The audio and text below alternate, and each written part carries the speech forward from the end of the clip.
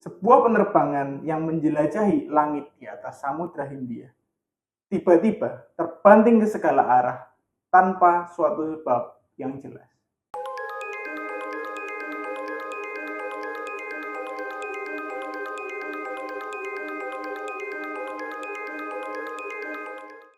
Penerbangan yang akan kita bahas pada hari ini adalah penerbangan dari airline yang bernama Qantas. Nah, kalau teman-teman mungkin belum tahu, Qantas ini merupakan maskapai flag carrier atau maskapai terbesar dari Australia.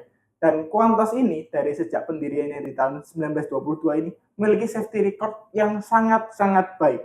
Di mana Qantas meskipun pernah beberapa kali mengalami kecelakaan ya, namun dari kecelakaan-kecelakaan tersebut tidak pernah terjadi korban jiwa. Zero fatal victim dari kecelakaan-kecelakaan yang terjadi, dan safety recordnya sangat baik. Mengapa safety recordnya bisa sangat baik? Salah satu penyebabnya adalah Qantas ini secara jarak dari bagian-bagian dunia lain kan sangat jauh. Oleh karena itu penerbangannya pun pasti juga sangat jauh. Dan karena penerbangan yang sangat jauh inilah demand untuk maintenance dan pilot trainingnya sangat tinggi, sehingga kualitas pelatihan dan maintenance yang tinggi ini mengakibatkan safety record yang sangat bagus juga. Nah, penerbangan yang akan kita bahas pada hari ini adalah Qantas penerbangan 72 yang melayani rute dari Bandara Changi di Singapura ke Bandara Perth di Australia. Nah, pada 7 Oktober 2008, pesawat ini yang sedang cruising ketika itu di atas Samudra Hindia tiba-tiba mengalami manuver pitch down yang secara tiba-tiba dan tidak ada sebab yang jelas, dan mengakibatkan banyak sekali penumpang dan beberapa krunya terluka-luka begitu. Nah, jenis pesawat yang terlibat pada kejadian ini adalah pesawat Airbus A330-300 yang merupakan salah satu pesawat dari A330 family, dan juga pesawat tersebut masih relatif baru menjadi bagian dari maskapai. Nah, pada tahun 2004 ini pesawat sempat mengalami pergantian mesin sehingga mesinnya ini diganti dan masih cukup fresh ya, baru beberapa tahun saja. Nah, pada penerbangan kali ini terdapat 303 penumpang dan 12 kru dengan total 315 orang. Nah, kru di dalam kokpit sendiri itu ada 3 orang yang terdiri dari 1 orang kapten, 1 orang first officer, dan 1 orang second officer. Nah, ketiga pilot ini sebenarnya memiliki jam terbang yang terbilang masih rendah pada jenis pesawat tersebut. Mengapa? Karena jenis pesawat ini masih baru.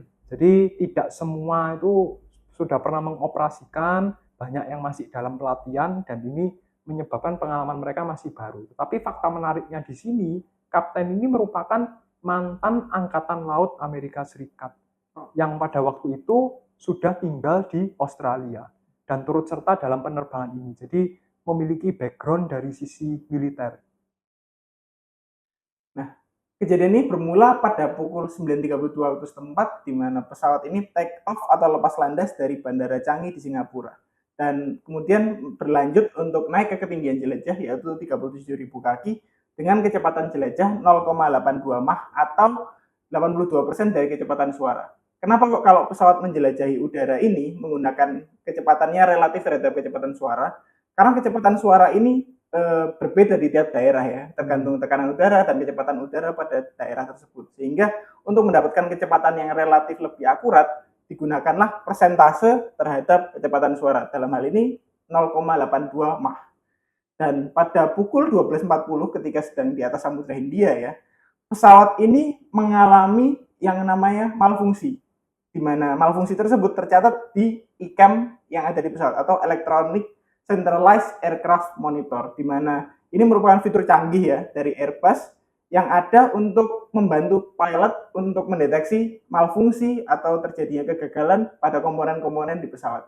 Dan di monitor itu, di ICAM monitor, terdeteksi bahwa pesawat ini mengalami stall dan overspeed, di mana stall dan overspeed ini suatu hal yang bertentangan, di mana stall ini menandakan bahwa pesawat ini bergerak terlalu lambat relatif terhadap udara, sedangkan overspeed berkata bahwa pesawat ini bergerak terlalu cepat dan terlalu lambat pada saat yang bersamaan itu hampir mustahil ya. Ya, aneh sekali. Dan aneh sekali, karena itulah pesawat ini sepertinya mengalami malfungsi yang luar biasa hebat. Dan pada saat itu juga, kapten mengalami kehilangan informasi ketinggian pada primary flight display atau PFD.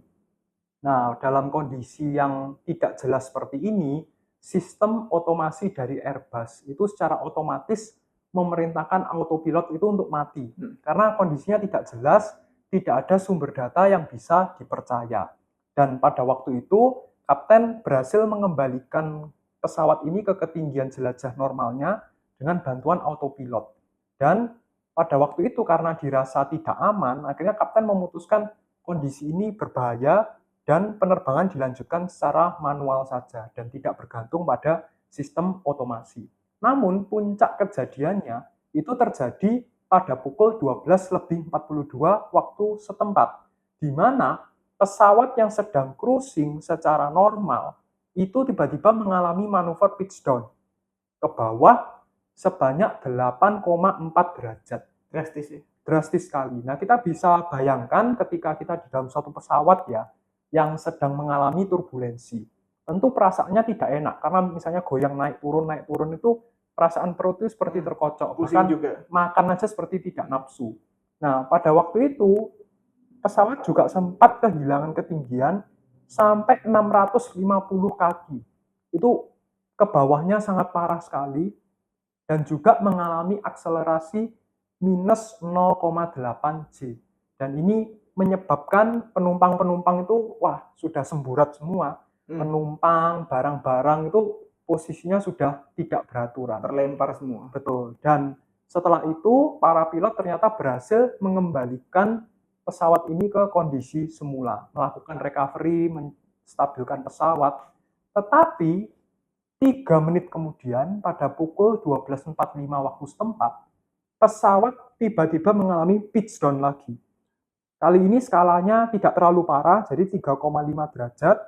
Kehilangan ketinggiannya itu 400 kaki, dan juga dia mengalami akselerasi plus 0,2 G. Jadi orang-orang yang tadi barang-barang, orang-orang yang sempat naik itu kembali turun seperti terbanting begitu. Dan para pilot lagi-lagi berhasil mengembalikan pesawat ke ketinggian jelajah, menstabilkan pesawat ini. Lalu penumpang dan kru ini tentu banyak yang mengalami cedera, terutama bagi mereka yang tidak menggunakan sabuk pengaman. Itulah kenapa kita harus pakai sabuk pengaman, bahkan ketika pesawat ini sedang cruising ya. Betul. Karena bisa terjadi hal-hal seperti ini. Karena banyak di antara orang-orang dan mungkin juga kita sendiri, ketika kita take off sampai ke ketinggian jelajah, kapten akan menyalakan seatbelt sign. Dan kita dengan patuh mentaati menggunakan sabuk pengaman.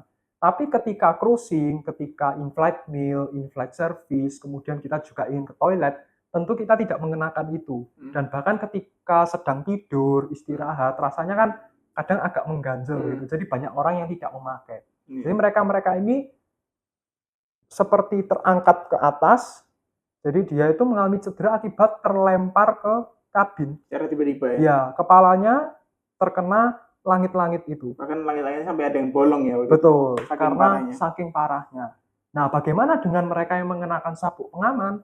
Juga tidak aman. Oh, kenapa? Karena bagasi-bagasi penumpang yang dari atas itu juga itu jatuh. Jatuh dan menimpa kepala mereka. Bahaya banget ya. Kalau gitu apakah kita harus pakai helm gitu? Oh, tentu saja tidak. Mungkin ada beberapa orang ya yang rasanya itu saking takutnya, saking paranoid itu sampai menggunakan helm. Pernah ketemu ya? Pernah. Ada yang pakai helm sepeda, ada yang pakai helm proyek bahkan. Ya itu aneh sekali. Nah, tapi ternyata tidak luput dari petaka seperti ini. Dan itulah mengapa banyak peraturan maskapai mengizinkan bagasi kabin hanya 7 kilo. Supaya kalau terjadi kecelakaan atau sesuatu yang mengerikan itu terlemparnya tidak begitu parah ya? Betul, dan juga membantu pramugari kan dalam mengangkat itu. Walaupun sebenarnya yang mengangkat ini sebenarnya tanggung jawab penumpang itu sendiri. Harusnya seperti itu. Nah, lalu para pilot ini setelah berdiskusi di kokpit, menerima laporan dari kabin, merasa bahwa sudah banyak yang cedera, sudah banyak yang terluka, dan rasanya kalau dilanjutkan ke tujuan itu masih terlalu jauh. Karena Perth masih jauh ya, dan akhirnya mereka mendeklarasikan kondisi darurat supaya bisa mendarat sesegera mungkin ketika berada di dekat Australia. Jadi sedekat mungkin di Australia pengen langsung mendarat. Karena hal seperti ini mereka tidak tahu penyebabnya, sehingga daripada resiko yang terlalu besar, sebaiknya mendarat di tempat terdekat. Dan tempat terdekat ketika itu adalah basis Angkatan Udara Australia di Learmonth. Dan setelah mendarat, pendaratan ini terjadi secara normal ya. Dari sebanyak 315 orang yang ada di dalam pesawat, ini 118 orang penumpang dan kru ini ditemukan terluka. Bisa jadi akibat mereka sedang berjalan, bisa jadi akibat mereka tidak menggunakan sabuk pengaman, bisa jadi karena menggunakan sabuk pengaman tapi kejatuhan barang. Betul. Jadi segala hal mungkin begitu. Yang aman-aman pasti yang ada di kokpit. Ya. Karena waktu cruise tetap pakai sabuk pengaman dan juga mereka yang mengendalikan gitu. Jadi mereka sudah tahu kondisi. Setelah dilakukan penyelidikan lebih lanjut, jadi menariknya Airbus ini dia menyediakan e-cam dan juga semacam maintenance log yang secara otomatis terdokumentasi selama penerbangan. Dan ini secara tidak langsung membantu para investigator untuk menemukan akar masalahnya. Karena mereka mendapatkan laporan secara real time waktu itu. Dan ternyata diketahui bahwa salah satu dari ketiga unit ADIRU atau yang biasa disebut sebagai Air Data Inertial Reference Unit, dia ini adalah unit yang menjadi sumber data-data dari pesawat itu sendiri. Seperti posisinya bagaimana dan lain sebagainya, itu mengalami kerusakan.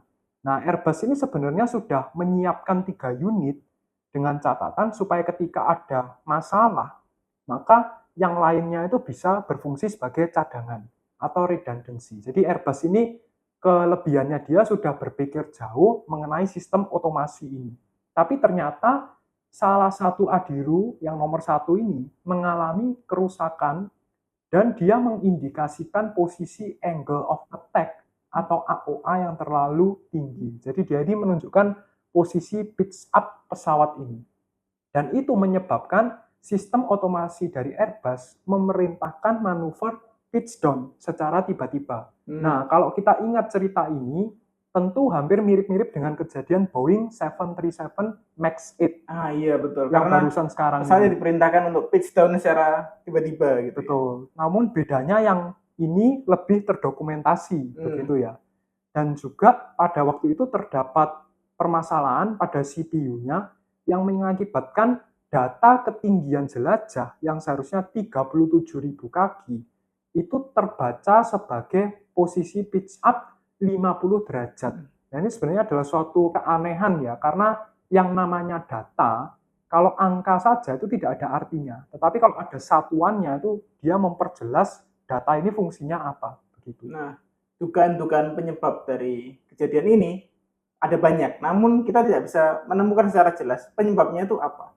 Dugaannya dimulai dari bug atau kerusakan perangkat lunak, kerusakan perangkat keras, atau bahkan gangguan elektromagnetik dan bahkan gangguan dari sinar kosmik seperti solar ray begitu ya. Nah, kita tidak bisa tahu secara jelas penyebabnya apa, namun yang bisa kita ketahui adalah kesalahan ini sudah di-upgrade sehingga terproteksi dari hal semacam ini dan pihak maskapai ini sudah menyempurnakan sistem otomasi dari pesawat ini. Dan juga yang perlu kita apresiasi adalah kesalahan ini terdokumentasi secara jelas sehingga tidak menyebabkan korban jiwa seperti di 737 MAX ya. Dan hanya meninggalkan satu kejadian ini saja tanpa korban jiwa sama sekali, yang mana sangat-sangat baik. Nah, kami ingin mengucapkan terima kasih yang sebesar-besarnya kepada penonton yang sudah setia mendengarkan kami dari awal hingga akhir. Nah, kami ingin mendorong teman-teman untuk like dan komen maupun subscribe kami di Spotify, YouTube, TikTok, dan juga Instagram. Dan juga teman-teman kalau misalnya mau memberikan saran atau masukan terkait ide-ide ke depannya, boleh banget untuk berkomentar karena kami juga beberapa waktu yang lalu juga sudah membahas salah satu saran dari teman-teman yaitu Pakistan Internasional ya. Dan juga episode-episode selanjutnya kalau misalnya teman-teman ada saran, kami akan membahas terkait dengan episode tersebut. Baik. Terima kasih dan sampai jumpa pada episode selanjutnya.